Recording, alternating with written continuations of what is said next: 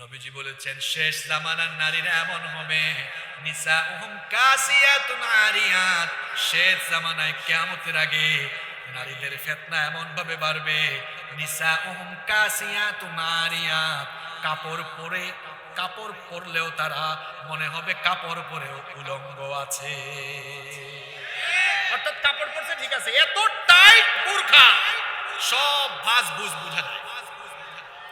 নবীজি ১৫০০ বছর আগে বলছেন নিসাউহুম কাসিয়াতুন আরিয়া, কাপড় পরে উলঙ্গ উলঙ্গ। এখন বলেন তো ফ্যাশনেবল বুরখা আছে না নাই? লাল নীল হলুদ কত রঙের বুরখা।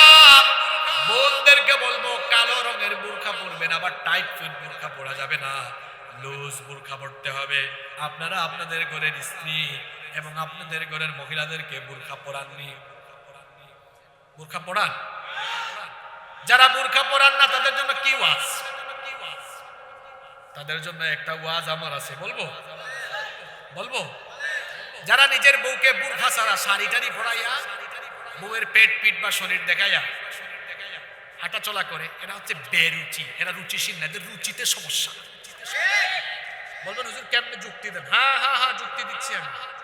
বউটা পার্সোনাল না পাবলিক? জোরে বলেন।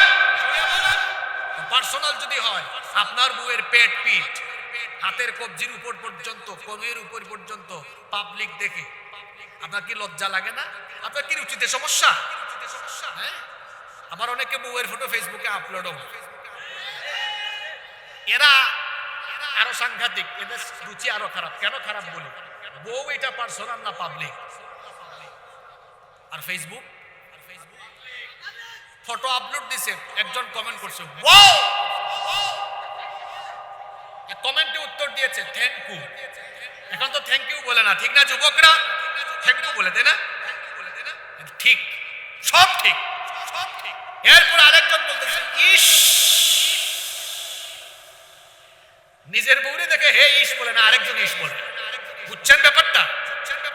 আরেকজন বলে আহ হেভি লাগতেছে, আরেকজন বলে ওয়াও ভাবে কি জোস লাগতেছে, হে বলে থ্যাংক ইউ। এ পাগলা